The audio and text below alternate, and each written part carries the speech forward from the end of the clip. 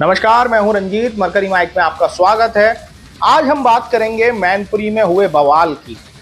क्षत्रियों और यादवों के बीच हुई तकरार क्या फिरोजाबाद, एटा, बदायूं, संभल, बरेली, आंवला, आगरा, फतेहपुर सीकरी, हाथरस जैसी सीटों पर क्षत्रिय वर्सेस यादव जैसी कोई लड़ाई खड़ी कर रही है, या फिर क्या क्षत्रिय और यादवों के बीच कोई खाई पैदा कर रही है? इस पर हमने समीक्षा की अलग अलग लोकसभा क्षेत्रों के लोगों से। जब हमने बात की ग्राउंड जीरो पर तो हमें पता चला कि लोगों के बीच ये मैसेज जो पहुंचा है वो एक सोची समझी रणनीति का मैसेज पहुंचा है। कई लोगों से हमने बात की, क्या क्षत्रिय और यादव जो आमने सामने आए हैं मैनपुरी में, उनके झगड़े से आप क्या समझते हैं? क्या भारतीय जनता पार्टी को इससे फायदा होने वाला है? जो क्षत्रिय वोटर नाराज चल रहा है भारतीय जनता पार्टी से, वो समाजवादी पार्टी को हराने के लिए एकदम भारतीय जनता पार्टी को वोट करने के लिए तैयार हो जाएगा। तो तमाम लोकसभाओं का जो लब्बो लुआब निकल कर आया, उसमें से 10 में से 3 लोगों का मानना था हाँ ऐसा हो सकता है, लेकिन 7 लोगों का मानना है कि ये चुनावी माहौल है, इसको गरमाने के लिए ऐसा किया गया है। हालांकि उनका कहना यह भी है कि क्षत्रिय मतदाता भारतीय जनता पार्टी को पहले से ही वोट कर रहा था, और जो नहीं कर रहे हैं वो अभी भी नहीं करेंगे। वो शायद नोटा को वोट देकर आए, या हो सकता है कि वोट देने ही नहीं जाए। तो भारतीय जनता पार्टी के कार्यकर्ताओं द्वारा जो आरोप लगाए गए हैं, जो क्षत्रिय वर्सेस यादव की जो तस्वीर बनाई गई है, उस तस्वीर का फर्क एटा लोकसभा पर कई लोगों से बात करने के बाद बिल्कुल शून्य नजर आता है। उनका कहना है कि मैनपुरी और एटा लोकसभा दोनों का माहौल अलग है, जो स्थितियां हैं वो अलग हैं। तो एटा लोकसभा पर जो अंडर करंट क्षत्रिय विरोध चल रहा है वो जारी है, और कहीं भी इसमें भारतीय जनता पार्टी के प्रत्याशी का जो विरोध है वो कम नहीं हुआ है। इसके इतर लोगों ने यह कह दिया है कि या तो वो वोट करने नहीं जाएंगे या फिर नोटा को वोट करके आएंगे। ऐसे में भारतीय जनता पार्टी के कार्यकर्ता लगातार कोशिश कर रहे हैं कि लोग ज़्यादा से ज़्यादा घरों से निकलें और वोट करें। कोशिश ये भी जारी है कि भारतीय जनता पार्टी प्रत्याशी को वोट करें। लेकिन एटा शहर की हम बात करें तो यहाँ वैश्य वर्ग भी राजू भैया की माफ़ी मांगने के बाद संतुष्ट दिखाई नहीं देता। तो 7 मई को जब मतदान होना है तब वोटिंग प्रतिशत क्या रहने वाला है? हालांकि मेरी तो गुजारिश यही रहती है कि लोकतंत्र के इस पर्व में आपको निकलकर वोट करना चाहिए। आपके पास कई विकल्प हैं, किसी भी विकल्प को चुनिए और वोट देकर आइए।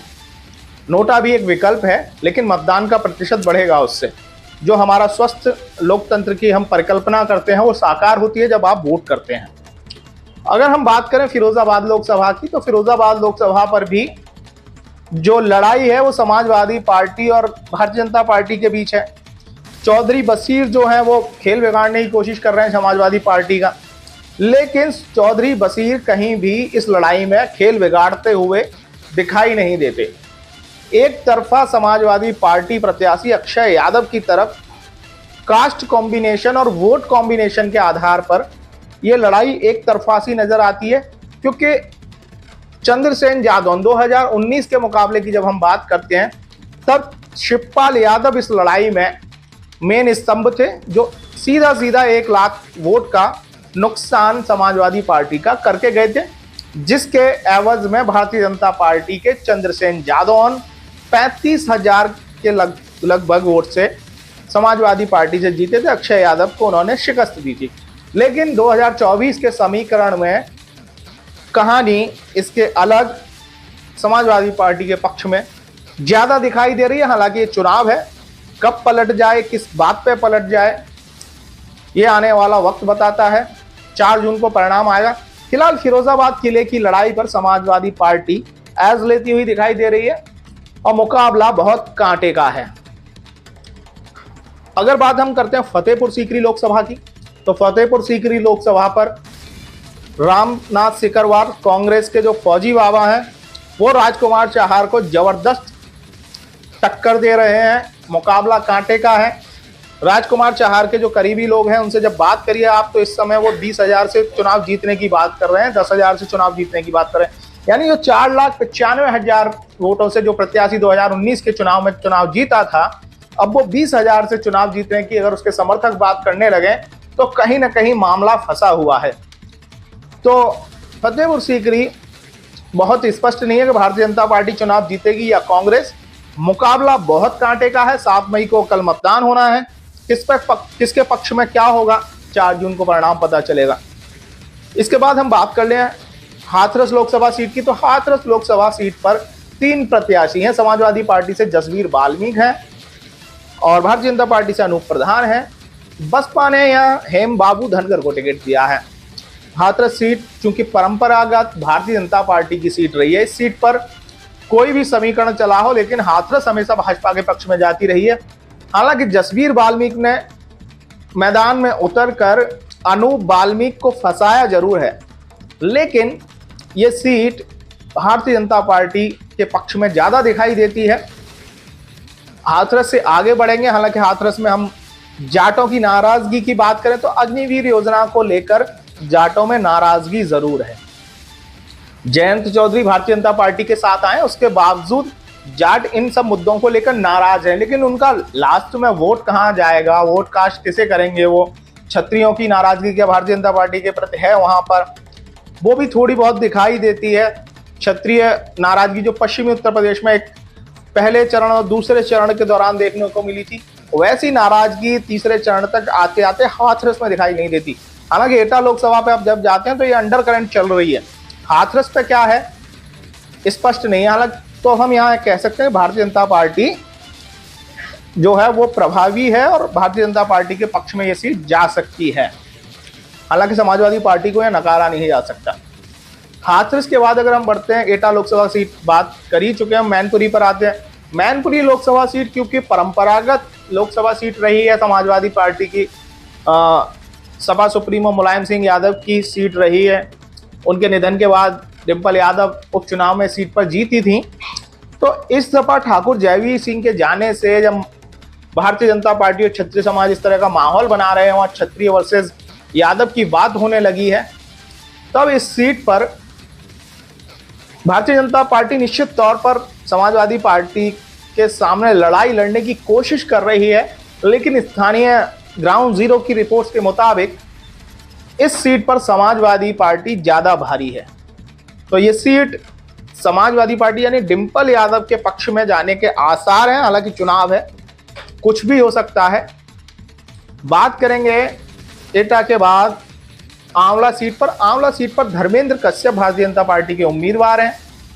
यहां पर समाजवादी पार्टी से जो प्रत्याशी हैं वो भी जबरदस्त टक्कर दे रहे हैं। आंवला पर जो है धर्मेंद्र कश्यप के कई सारे ऑडियो वायरल हुए हैं, जिसमें क्षत्रिय विरोध, ब्राह्मण विरोध, सवर्ण जातियों के विरोध के उनके वीडियो जो वायरल हुए हैं। उसके बाद अगर हम बात करें तो समाजवादी पार्टी के प्रत्याशी इसी बात से खुश हो जाते हैं कि शायद क्षत्रिय इस बार भारतीय जनता पार्टी को वोट ना दे।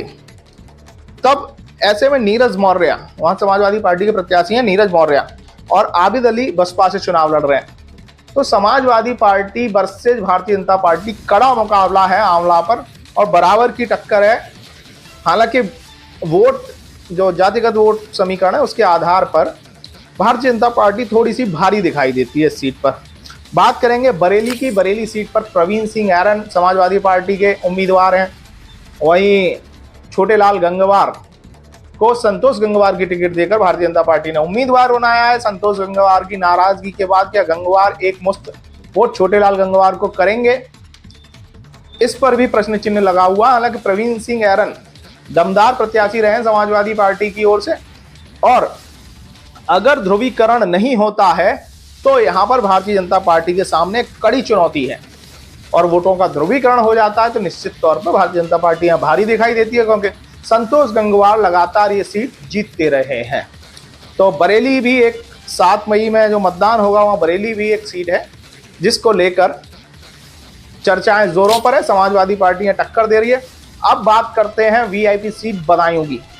इसको हम वीआईपी इसलिए कह रहे हैं क्योंकि स्वामी प्रसाद मौर्य की बेटी संघमित्रा मौर्य पिछले कार्यकाल में सांसद रही हैं यहाँ पे। अब चूंकि समाजवादी पार्टी के राष्ट्रीय महासचिव शिवपाल यादव के बेटे आदित्य यादव इस सीट पर चुनाव लड़ रहे हैं और दूसरी ओर दुर्विजय सिंह शाक्य जो कि ब्रज प्रदेश अध्यक्ष हैं भारतीय जनता पार्टी के, उनको पार्टी ने उतारा है।